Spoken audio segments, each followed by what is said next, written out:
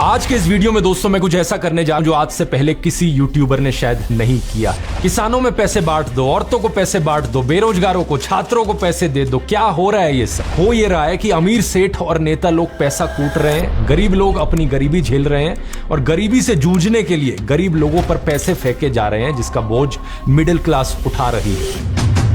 मैं महाराष्ट्र की इन सभी 6 पॉलिटिकल पार्टीज को खुला चैलेंज देना चाहूंगा। हम इस YouTube चैनल पर 25 मिलियन से ज्यादा लोग हैं, 2.5 करोड़ से ज्यादा लोग। हम अगर साथ में मिलकर एक्शन ले तो हमारे अंदर ताकत है सरकार हिलाने की, सत्ता पलटने की, जनता का हिसाब मांगने की। नमस्कार दोस्तों, आप सभी से, खासकर महाराष्ट्र के लोगों से मेरी एक अपील है कि फिल्में देखिए। हिंदी फिल्में, मलयालम फिल्में या मराठी फिल्में देखिए। बहुत सारी बढ़िया मराठी फिल्में हैं जैसे कि सैराट, नटरंग, जोगवा, मातीमाय, श्वास। और फिल्में नहीं देखनी तो अमृता फडणवीस का गाना सुन लीजिए। ओ लाल मेरे, ओ लाल मेरे, हाँ। या फिर अमृता खानविलकर का लावनी डांस देख लीजिए। मेरी अपील है कि आप अपनी एंटरटेनमेंट में कोई कमी ना रहने दें, ताकि आप राजनीति में एंटरटेनमेंट ढूंढना बंद करें। क्योंकि बात क्या है ना दोस्तों, अगर आप महाराष्ट्र की राजनीति में एंटरटेनमेंट ढूंढने लगोगे तो आपको एक्चुअली में बहुत एंटरटेनमेंट मिलेगा। एक तरफ है महायुति अलायंस, जिसमें मुख्य पार्टनर्स हैं बीजेपी, एकनाथ शिंदे की शिवसेना और अजित पवार वाली एनसीपी। दूसरी तरफ है महाविकास अघाड़ी गठबंधन, जिसमें मुख्य पार्टनर्स हैं कांग्रेस, उद्धव ठाकरे की शिवसेना और शरद पवार की एनसीपी। इन 6 मेन पार्टीज के अलावा कई और छोटी पार्टीज भी हैं जिनके स्टेक्स रिलेटिवली कम है, लेकिन वो भी अपनी लड़ाई लड़ रहे हैं। दोनों अलायंसेस को मिलाकर करीब 50 नेता बागी हो चुके हैं, यानी अपनी पार्टी बदल चुके हैं। एक्चुअली क्या है ना, इन बेचारों की आइडियोलॉजी का मिसमैच हो गया था। अपनी आइडियोलॉजी को लेकर इनमें इतनी ज्यादा कमिटमेंट भरी हुई है जितनी पूकी बाबा में साइंस भरी हुई है। बिस्किट का मतलब क्या है? विस्की किट, जहर की किट।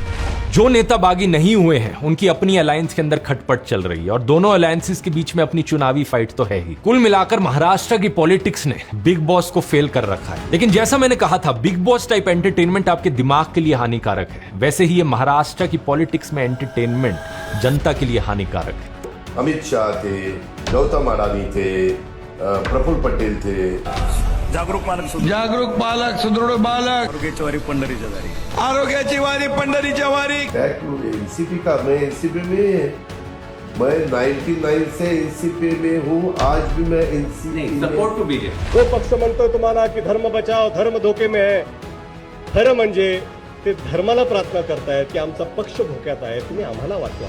इस राजनीतिक सियासी सर्कस का असर ये हुआ है कि जनता के जरूरी मुद्दे गए भाड़ में। जनता के जरूरी मुद्दों को लेकर कोई फैक्ट्स, फिगर्स, कोई डिटेल्ड रिपोर्ट्स कुछ भी मीडिया में नहीं दिखाई जा रही हैं। अलग अलग पार्टियों के मैनिफेस्टो में जो वादे हैं उनकी फीजिबिलिटी एनालिसिस की बात कोई नहीं कर रहा है। क्या ये वादे सही में पूरे किए जा सकते हैं या फिर ये सिर्फ चुनावी मौसम के जुमले हैं? क्या इन वादों को अचीव करने का कोई सॉलिड प्लान किसी पार्टी के पास है? इसलिए कह रहा हूं कि एंटरटेनमेंट के लिए फिल्में, वेब सीरीज, नाच गाना देख लो, लेकिन राजनीति में मसाला मत ढूंढो। नेता आपस में लड़ रहे हैं, उन्हें लड़ने दो, लड़ने दो, मरने दो, कटने दो। आप अपने मुद्दों को ढूंढो कि रोजगार मिलेगा या नहीं। किसी कंपनी से चंदा लेकर उनकी खराब दवाई तो पास नहीं करा दी जाएगी। औरतों के लिए सुरक्षा होगी या नहीं। किसी अमीर बाप का बेटा अपनी पोर्शे की गाड़ी किसी के ऊपर चढ़ा देगा तो उन्हें जस्टिस मिलेगा या नहीं। महंगाई पर लगाम कसी जाएगी या नहीं। किसानों के जीवन में हरियाली आएगी या नहीं।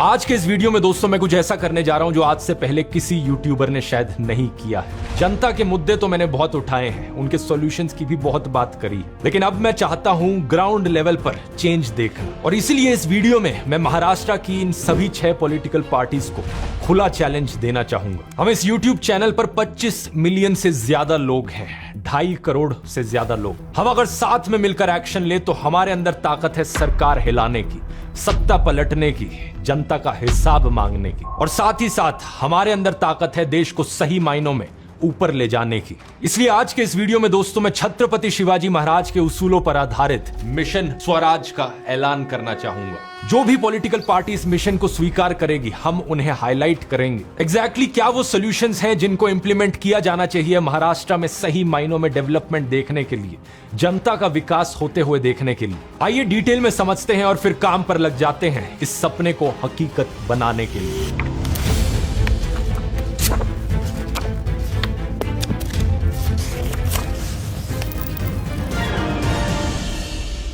महाविकास अघाड़ी अलायंस ने दोस्तों अपनी कुछ गारंटीज रिलीज करी है।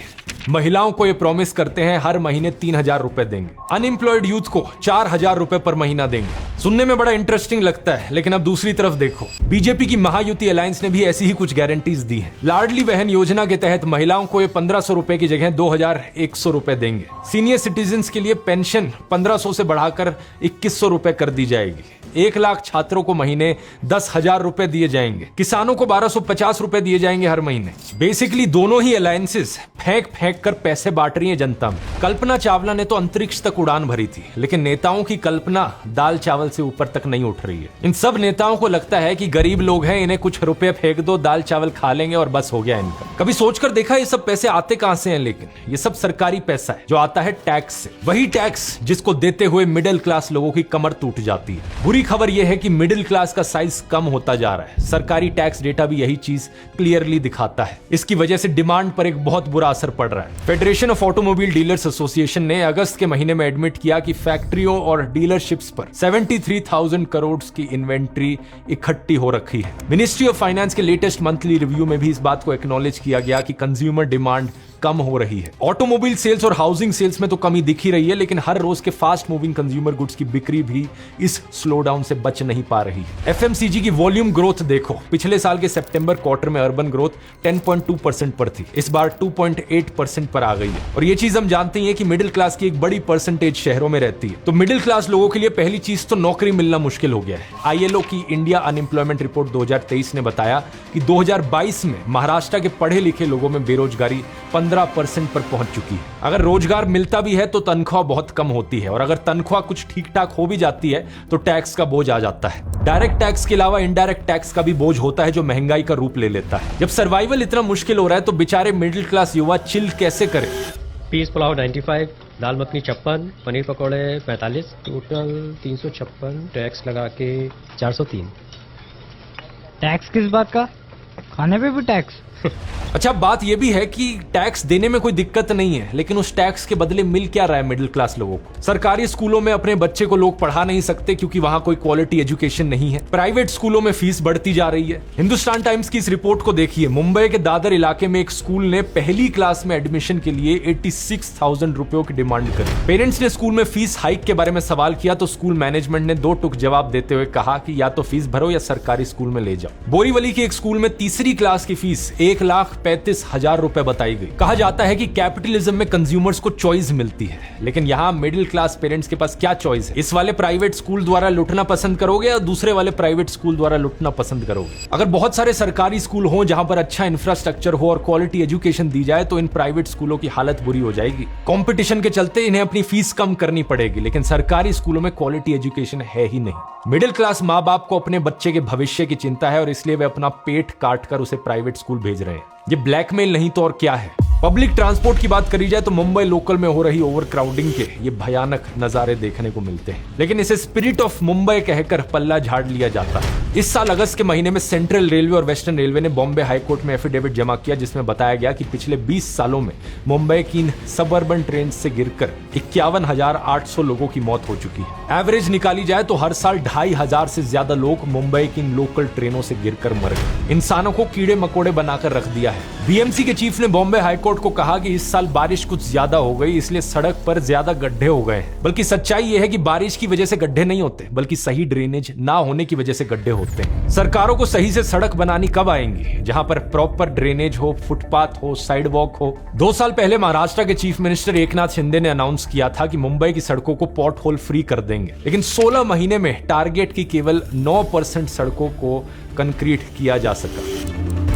Doctor Shankar Rao Chauhan government medical college and hospital में पिछले साल केवल 72 घंटे के अंदर 31 मौतें हो गई, जिनमें 16 बच्चे थे। देखा गया कि इस हॉस्पिटल के प्रेमिसेस में सुअर घूम रहे थे। Pigs roamed as relatives of patients went about their chores, some brushing their teeth, some washing utensils. कोई हाइजीन और सफाई नहीं थी। उससे एक हफ्ते पहले छत्रपति शिवाजी महाराज अस्पताल में 24 घंटे के अंदर 18 पेशेंट्स की मौत हो गई थी। बॉम्बे हाईकोर्ट ने महाराष्ट्र के हॉस्पिटल्स की कंडीशंस को अनएक्सेप्टेबल कहा था और सरकार को कड़ी चेतावनी इशू की थी। महाराष्ट्र के गरीब लोगों के पास इन हॉस्पिटल्स के अलावा कोई ऑप्शन ही नहीं है, लेकिन मिडिल क्लास लोग वो इन सरकारी हॉस्पिटल्स में अपने बच्चों को भेजने से डरते हैं, प्राइवेट हॉस्पिटल्स में भेजते हैं और वहां पर लुटते हैं महंगी फीस देखकर। अब चलो अपनी छाती पर मुक्का मारकर सब सहन कर लिया मिडिल क्लास ने, प्राइवेट स्कूल और प्राइवेट अस्पताल ही से, लेकिन प्राइवेट हवा कहां से लाओगे? फ्रंट लाइन में छपी हुई इस खबर को देखिए। दिसंबर 2020 में आईसीएमआर की रिपोर्ट रिलीज हुई। पता चला कि देश में उत्तर प्रदेश के बाद महाराष्ट्र दूसरे नंबर पर है एयर पोल्यूशन से होने वाली डेथ्स की लिस्ट में। 2019 में महाराष्ट्र में 1,39,118 लोगों ने प्रदूषित हवा की वजह से अपनी जान गंवा दी। और ये प्रदूषण सिर्फ शहरों में नहीं है, बल्कि रूरल और सेमी रूरल इलाकों में भी गार्बेज का कोई प्रॉपर वेस्ट मैनेजमेंट नहीं है। कूड़ा ओपनली सड़कों पर फेंक दिया जाता है, फिर गार्बेज डंप पर आग लगा दी जाती है, और ये एयर पोल्यूशन का एक मेजर कंट्रीब्यूटर है। मई 2022 की इस खबर को देखिए। वर्ल्ड बैंक ग्रुप ने एक पेपर पब्लिश किया था, air pollution and poverty, PM 2.5 exposure in 211 countries and territories. इसमें बताया गया कि महाराष्ट्र के 97.6% लोग ऐसी हवा में सांस ले रहे हैं जो सेफ लेवल के बियॉन्ड प्रदूषित है। सोचिए कि आपके घर के बच्चों की लंग्स पर, उनकी सेहत पर इसका कितना खतरनाक असर पड़ता होगा। कितनी इलेक्शन रैलीज में आपने इन मुद्दों का जिक्र होते हुए सुना है। आम आदमी पार्टी के नेता राघव चड्ढा ने सही कहा था, We in India today pay taxes like England to get services like Somalia. कुल मिलाकर हो ये रहा है कि अमीर सेठ और नेता लोग पैसा कूट रहे हैं, गरीब लोग अपनी गरीबी झेल रहे हैं, और गरीबी से जूझने के लिए गरीब लोगों पर पैसे फेंके जा रहे हैं, जिसका बोझ मिडिल क्लास उठा रही है। किसानों में पैसे बांट दो, औरतों को पैसे बांट दो, बेरोजगारों को, छात्रों को पैसे दे दो। क्या हो रहा है ये सब? शायद आप मेरे मुंह से ये आर्ग्यूमेंट सुनकर हैरान हो रहे हो कि मैंने तो हमेशा किसानों के मुद्दे उठाए हैं, भगत सिंह के विचारों को फैलाया है, गरीबों के हक की बात करी है, बेरोजगारों का दर्द समझते हुए डिटेल्ड वीडियो बनाया है, तो फिर आज मैं ये सब ऐसा क्यों कह रहा हूं? देखिए दोस्तों, बात यहां पर फाइनल डिटेल्स की है, मामले की बारीकियों को समझिए। मैंने फ्रीबीज पर एक पूरा अलग से वीडियो बनाया था, अगर आपको याद हो तो, जिसमें मैंने बताया था कि अगर लोगों को बेसिक एमिनिटीज फ्री में मिले, जैसे कि बिजली की कुछ फ्री यूनिट, या फिर फ्री का पानी एक सर्टेन लेवल तक, या फिर free education, free health care, या फ्री बस यात्रा, तो लोग कुछ काम करने के लिए केपेबल हो पाते हैं, समाज और देश में अपना कंट्रीब्यूशन देने के लायक बन पाते हैं। किसी बच्चे को हम ये नहीं कह सकते कि तू गरीब घर में पैदा हुआ है, तेरी बुरी किस्मत है, हम क्या करें इसमें। राष्ट्रवाद का यही मतलब है कि हम एक राष्ट्र हैं, एक लोग हैं, सभी पर एक दूसरे की जिम्मेवारी है, और हर एक बच्चा देश का भविष्य है। इसलिए अगर ये बेसिक एमिनिटीज फ्री में दी जाए तो ये एक अच्छी बात है, ताकि सभी बच्चों के लिए एक स्टार्टिंग लाइन हो सके। अब बात जहां पैसे देने की आती है, उसका भी एक जस्टिफिकेशन हो सकता है। जैसे कि अगर कोई देश रिसेशन में चला गया, कोई एक्स्ट्रा ऑर्डिनरी सिचुएशन चल रही है, लोगों के पास कुछ खरीदने के लिए पैसे नहीं है, इसकी वजह से डिमांड नहीं आ रही, डिमांड ना होने की वजह से फैक्ट्रियां काम नहीं कर रही, और इस वजह से बेरोजगारी है, और बेरोजगारी की वजह से लोगों के पास पैसे नहीं है। ये एक डेडलॉक वाली सिचुएशन हो जाती है, और इस डेडलॉक को तोड़ने के लिए लोगों को पैसे दिए जा सकते हैं। इकोनॉमिस्ट ने जनता में इस पैसे बांटने की स्ट्रैटेजी को हेलीकॉप्टर ड्रॉप का नाम दिया है, और यह आइडिया पहली बार इकोनॉमिस्ट मिल्टन फ्रीडमैन ने 1969 में दिया था। अपने कांग्रेस नेता राहुल गांधी के कुछ पुराने भाषणों में इसका जिक्र सुना होगा। इस तरह डिमांड को स्टिमुलेट करने की कोशिश की जाती है, लोग इस पैसे से कुछ खरीदेंगे, डिमांड आएगी, प्रोडक्शन बढ़ेगी, रोजगार मिलेगा, और इस तरह से एक ठप हुई इकोनॉमी को फोर्स्ड किक स्टार्ट दिया जा सकेगा। इकोनॉमिस्ट एडवर्ड मिगेल की 2019 की एक रीसेंट स्टडी ने भी इस फिनोमेना पर मुहर लगाई थी। तो यहां तक बात समझ में आती है, लेकिन अब इमेजिन कीजिए पैसे बांटने को एक कंटिन्यूस चीज बना दिया जाए। ओ सॉरी, इमेजिन करने की जरूरत नहीं, किसी भी इलेक्शन का नजारा देख लीजिए, ये रुपये बांटना एक कंटिन्यूस चीज बन गई है, किसी बड़ी स्ट्रैटेजी का हिस्सा नहीं है ये। इसके सिर्फ दो मकसद है, पहला ये कि इससे वोट मिलेंगे, और दूसरा ये कि स्लेवरी को कंटिन्यू रखना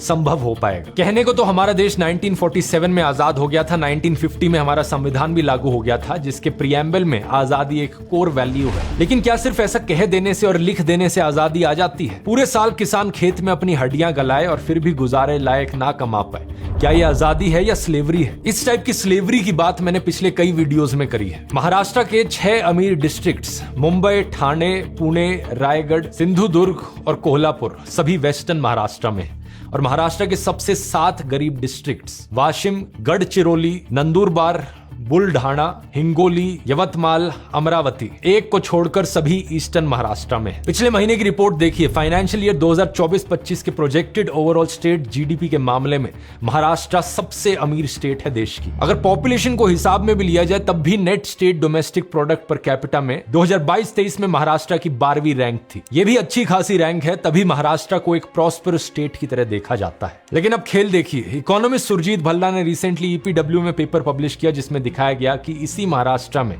ग्रामीण गरीबी पूरे देश की एवरेज से भी ज्यादा है। दिसंबर 2023 में पब्लिश हुआ एनसीआरबी का डेटा देखिए। 2022 में खेती से जुड़े हुए 11,290 लोगों की आत्महत्या से मृत्यु हुई। नंबर 1 पर कौन सा स्टेट?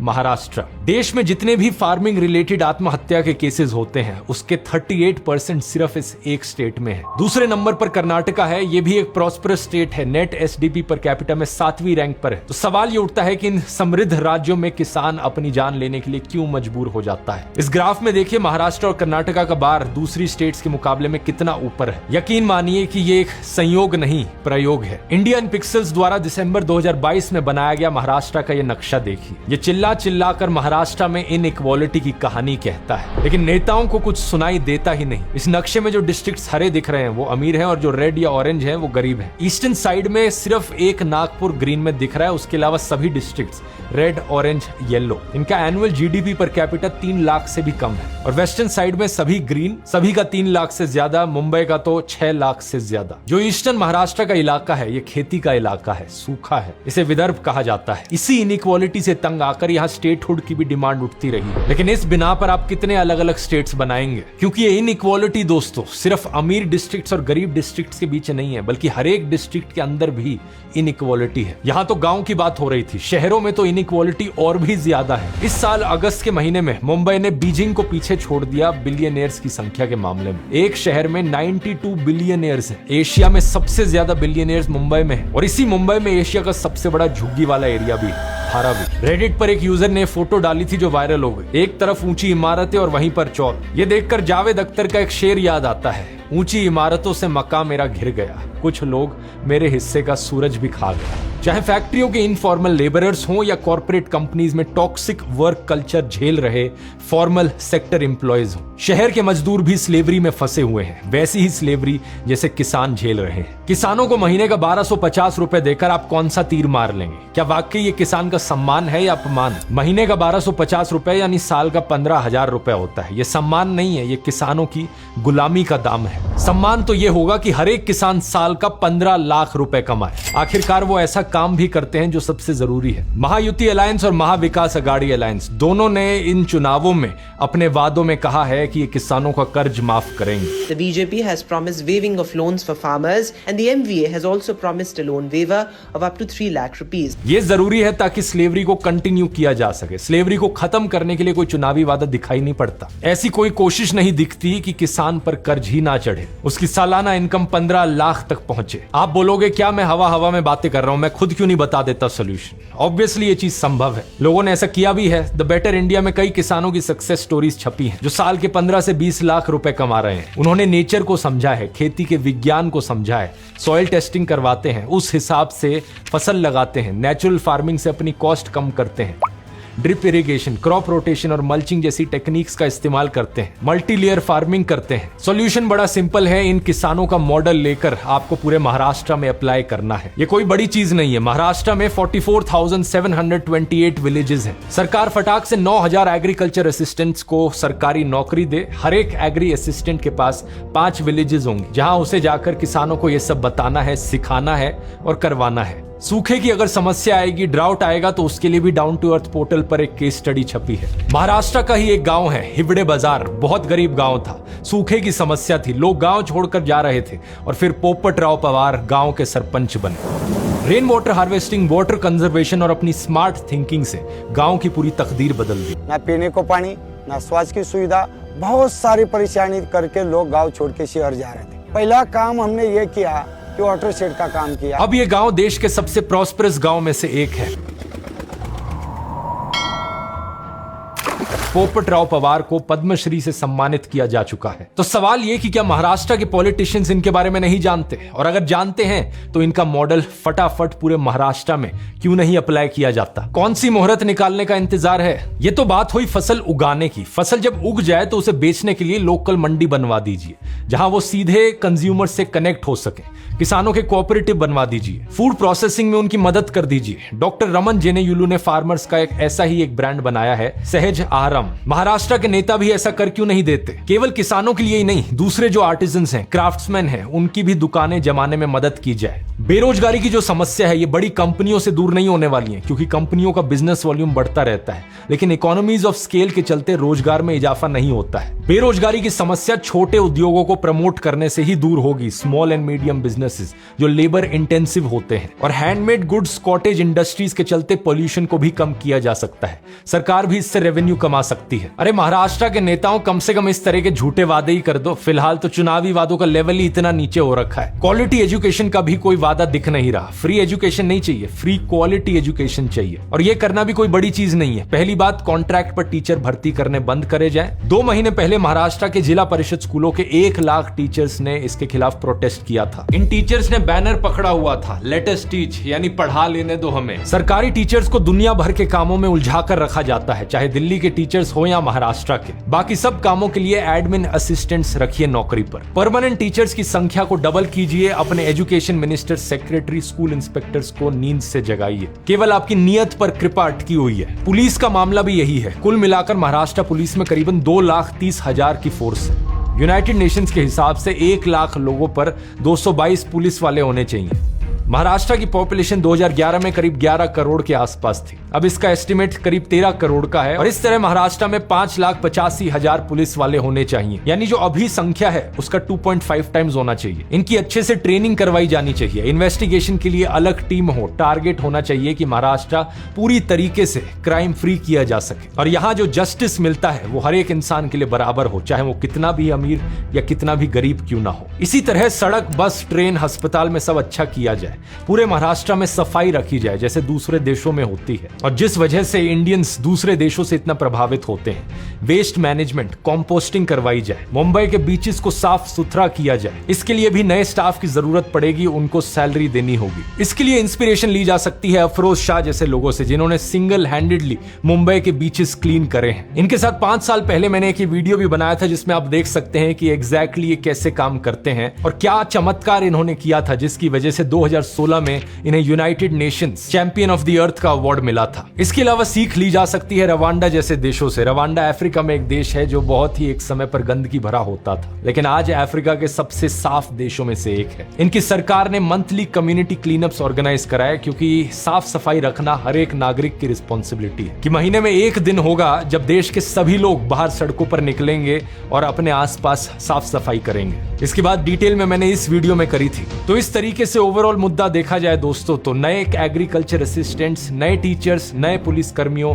नए हॉस्पिटल स्टाफ, नए सफाई कर्मचारियों को सैलरी देना कहीं ज्यादा बेहतर है, बजाय कि ऐसे ही रुपए बांट दिए जाए लोगों में। ये सारे सॉल्यूशंस इंप्लीमेंट करने से किसानों की आय बढ़ेगी, इनफॉर्मल सेक्टर में बिजनेस कहीं ज्यादा बढ़ेंगे, इकोनॉमी बढ़ेगी, टैक्स बढ़ेगा, रोजगार की समस्या का समाधान होगा। ये सब करना बिल्कुल पॉसिबल है अगर नेता क्रॉनी कैपिटलिज्म के मॉडल से बाहर निकलकर, ये चंदे धंधे के मॉडल से बाहर निकलकर अपने देश के लोगों को देख सकें, उनका दर्द समझ सकें। आज से करीब 400 साल पहले दोस्तों छत्रपति शिवाजी महाराज ने स्वराज का सपना देखा था। स्वराज जो लोकल कम्युनिटीज को एम्पावर करने की बात करता था और लोकल विलेज लेवल पर गवर्नेंस की बात करता था। स्वराज जहां धर्म के आधार पर, जात के आधार पर और अमीर गरीब के बीच कोई भेदभाव ना हो। एक ऐसा राज्य जहां हर किसी को ऊपर उठने का मौका मिले, साफ हवा हो, साफ पानी, और जहां सभी के लिए कानून व्यवस्था एक बराबर हो। इसीलिए छत्रपति शिवाजी महाराज के सपनों पर आधारित मैंने इस मिशन का नाम रखा है मिशन स्वराज। महाराष्ट्र को एक ऐसा राज्य बनाया जाए जिसका सपना छत्रपति शिवाजी महाराज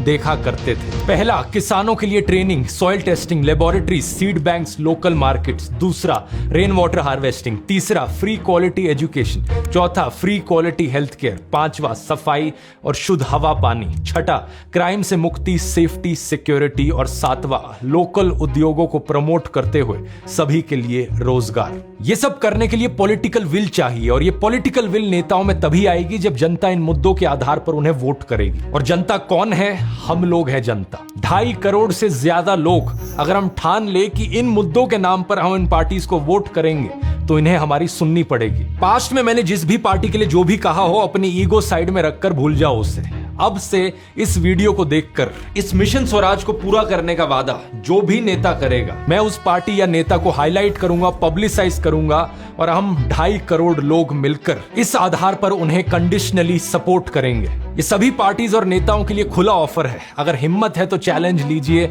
और ऑफर का फायदा उठाइए। हाँ, लेकिन एक चीज जरूर है, अगर आपकी पार्टी जीत गई इलेक्शंस में तो इन सारे सॉल्यूशंस को इंप्लीमेंट करने का भी हिसाब आपसे मांगा जाएगा। मुझसे जितनी मदद चाहिए मैं पूरी कोशिश करूंगा इन सॉल्यूशंस को इंप्लीमेंट करवाने में आपकी। आप लोगों से मेरी एक रिक्वेस्ट है दोस्तों, इस वीडियो को जितना हो सके उतना शेयर कीजिए। मिशन स्वराज का ये संदेश महाराष्ट्र के कोने कोने तक पहुंचाना है। हर एक इंसान 10 और लोगों तक पहुंचे, और अगर आपके महाराष्ट्र में कोई दोस्त रहते हैं, परिवार के लोग रहते हैं, तो जरूर उनको कांटेक्ट करना। हम 2.5 करोड़ लोग हैं, महाराष्ट्र के 13 करोड़ लोगों तक पहुंचने में ज्यादा समय नहीं लगेगा। आइए दिखाते हैं दोस्तों जनता की ताकत, हमारा देश, हमारा लोकतंत्र, हमारी डिमांड। जय शिवाजी, जय हिंद।